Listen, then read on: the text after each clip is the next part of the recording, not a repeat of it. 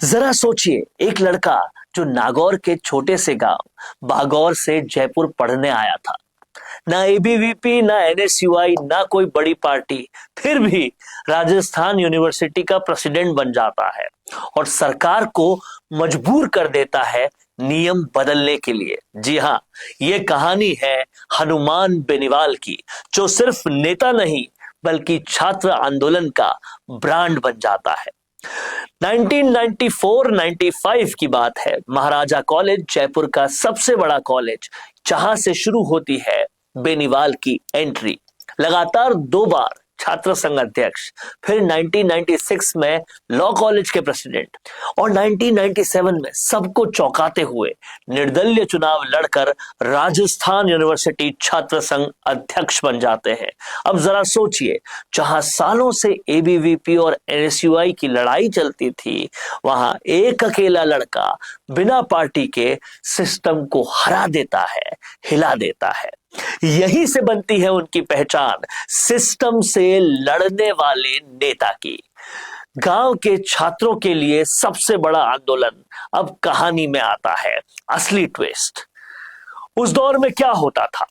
शहरी बच्चे, सीबीएसई गांव के बच्चे और राजस्थान बोर्ड के बच्चों में बहुत अंतर होता था। सीबीएसई वालों के नंबर ज्यादा होते थे, ग्रामीण बच्चों के नंबर कम होते थे और एडमिशन हमेशा शहरी स्टूडेंट्स जीत जाते थे। गांव के मेधावी बच्चे बाहर हो जाते थे। ये बात बेनीवाल को चुभ गई। उन्होंने कहा, यह सरासर अन्याय है, बराबरी चाहिए।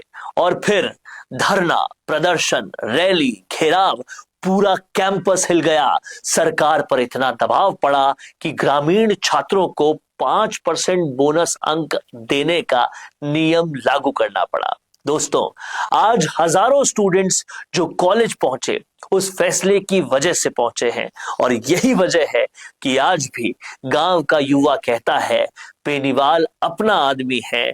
जेल भी गए लेकिन झुके नहीं। अब आते हैं सबसे बड़े फिल्मी चैप्टर पर। नागौर के ही एक और छात्र नेता थे, महेंद्र चौधरी। दोनों ग्रामीण छात्रों की आवाज बने हुए थे, लेकिन यूनिवर्सिटी में आंदोलन के दौरान हालात बिगड़ गए।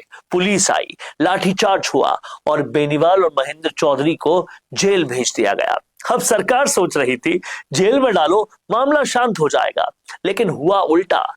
पूरे राजस्थान में गुस्सा फूट पड़ा, छात्र सड़कों पर उतर गए। सरकार डर गई और रात 2 बजे जेल के नियम तोड़कर दोनों को रिहा करना पड़ा। सोचिए कितना दबाव रहा होगा कि सरकार को आधी रात जेल खोलनी पड़ी। यहीं से बेनीवाल बन गए छात्रों के हीरो। हर जाति का समर्थन क्यों मिला, ये सुनिए। आज बेनीवाल को सिर्फ जाट समाज ही नहीं, हर जाति, हर वर्ग सपोर्ट करता है। क्यों?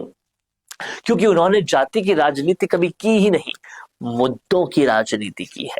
ग्रामीण छात्रों के लिए लड़ाई, छात्राओं को न्याय दिलाने के लिए आंदोलन, फीस, एडमिशन, सुरक्षा के मुद्दे, जब जरूरत पड़ी सड़क पे उतरे, वरना पढ़ाई खराब नहीं होने दी।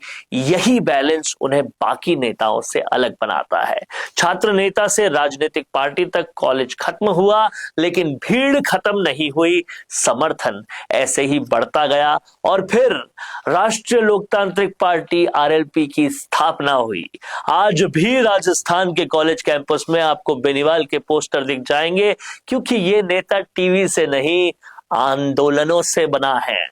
तो दोस्तों, राजनीति में बहुत लोग आते हैं, लेकिन इतिहास वही बनाते हैं जो कुर्सी नहीं, लोगों के हक के लिए लड़ते हैं।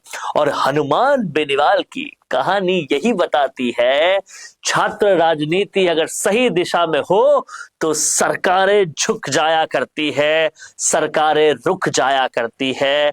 हनुमान बेनीवाल का ये संघर्ष, हनुमान बेनीवाल का ये स्ट्रगल बताता है वो कहानी जो शायद राजस्थान में आज भी उनको खास बनाती है। कैसी लगी आपको ये report?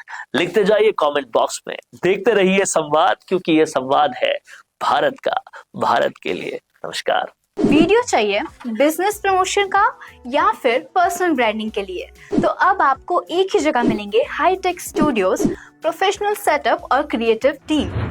Green screen and soundproof studio, perfect lighting और pro setup, podcast setup, ultra clear audio और multi camera angles, 75 inch touch panel, teaching और एक्सप्लेनर वीडियोस के लिए परफेक्ट।